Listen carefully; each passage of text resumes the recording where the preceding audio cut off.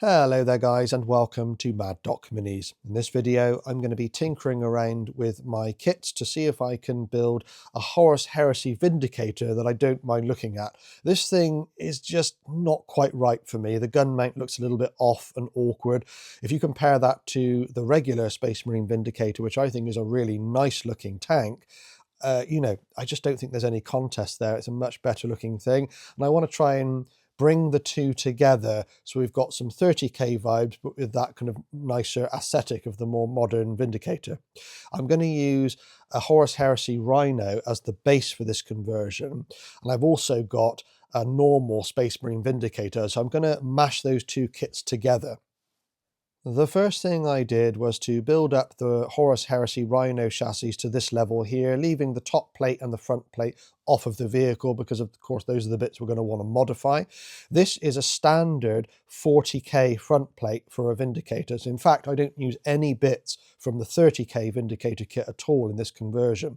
So you can see here that the plate doesn't sit very well on the front of the vehicle. The dimensions are more or less the same as you'd expect. It's a Rhino variant, it should be, but there are some details that need to be cut down. The top part of those kind of fender areas in particular need to come off. So I draw a little line with a pencil and mark my way, and then use a pair of hobby snips, kind of low tech, quite, rough and ready stuff, as always, guys, on this channel. And I just snip through that front plate and tidy up the top parts of those fenders, and that's really so it can sit on the front of the tank nicely. I do forgive my daughter's hand in the frame here, guys. She gets a bit excited when I get the Warhammer out. But yeah, so I just cut those down sufficiently so that it will sit just beneath those kind of armoured plate sections on the front of the Horus Heresy Rhino, and therefore it will accommodate it much better. So you can see there that sits a lot more flush after we've gotten rid of those kind of top fender areas there. All right. And, it depends on your level of perfection. You may want to snip around a little bit more than I have there, but that's mostly fine. So I'm quite happy with the way that that's going. I just decided to kind of tidy things off just a little bit with the knife, just to make it look a little bit better and to get a final fitting on there. So that's not bad for fairly minimal work. So we know that we can accommodate that nice 40k gun setup on the front of the Horus Heresy Rhino without too much work. So I go ahead and super glue that front plate down. You may want to use plastic cement. Indeed, that will probably help to fill in some of the gaps here and there that you may be left with. I'm just a bit of a fan of super glue, guys, so don't take any notice of that. And you'll notice my cracking Paw Patrol plaster there where I cut my thumb. It's all happening in this video, guys. You can see that this is the top plate to the 40k Vindicator, and I'm just cutting this little section off at the back here because that's kind of protruding too much and it's interfering with how it sits on top of the vehicle. So that sits a lot flatter on top of there once I got rid of that funny little attachment point. I do need to do some further tidy up to make that really work though. So I'm just kind of getting an idea of what I need to kind of trim off and flatten off there. And these little sections here on the top of the kind of fender area of the 30k Rhino just need to kind of get flattened off a little bit. So I'm just marking where that needs to happen. So I'm making a little cutout there, as you can see, so that plate can slot forward onto the top of the Rhino. And yeah, once those positions have been marked, I just use a sharp blade just to kind of gouge out a little kind of square out of that area. I mark it with the blade, as you can see here. You do go careful with these kind of things, guys. A sharp blade is actually much safer than a blunt blade. Otherwise, you'll push too hard and end up cutting yourself.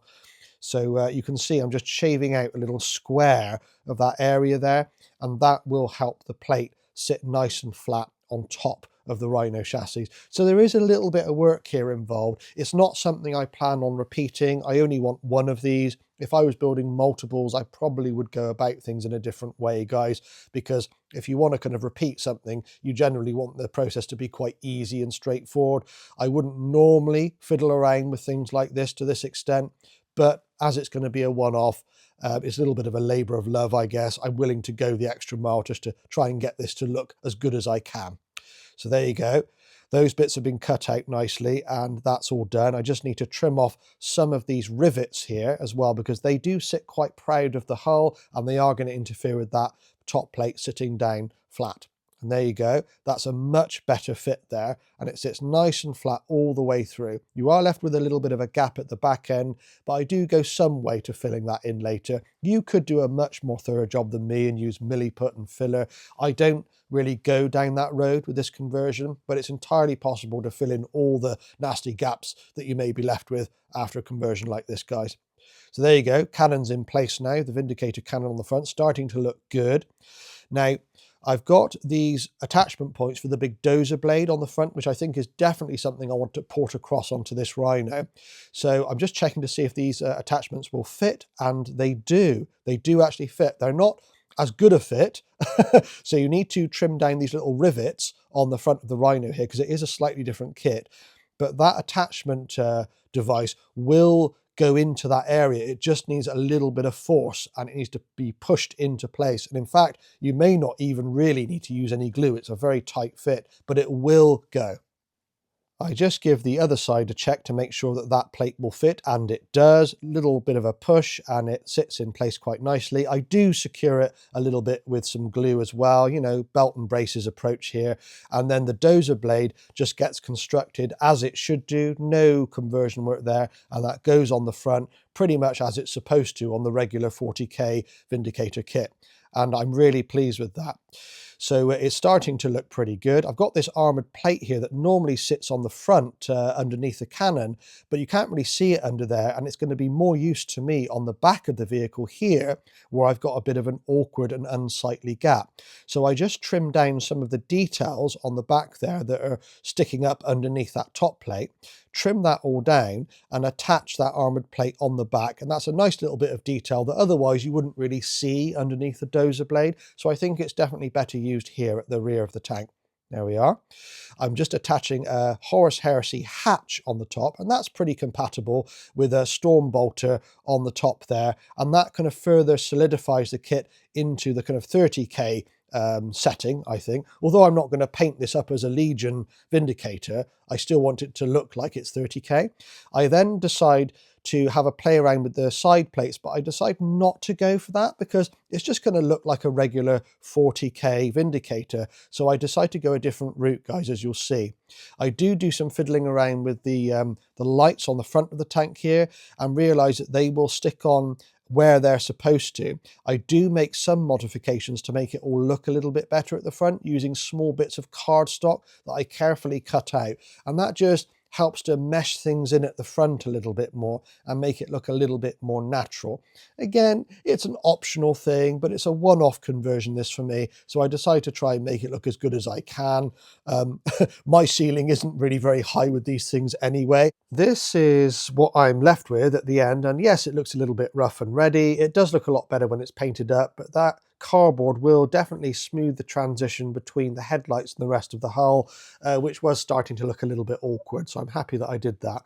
I nearly completely forgot about this armoured plate and vision slit that goes over the front of the tank. I do need to cut that down a little bit to put that in place. So I just chop it down the middle a little bit, do a little bit of a dry fit, and just make sure that that kind of vision hatch that fits over the top of the vision slit there will slot into place as well. Once I've checked that all out, I put it in place with a little bit of super glue. It does cover up a little bit of the cardstock that I used beforehand, but as I said, I kind of forgot about this step, so I was kind of correcting myself really in this footage, guys. But I'm glad that I remembered it, because it does actually genuinely make the tank look a little bit better at the front end there.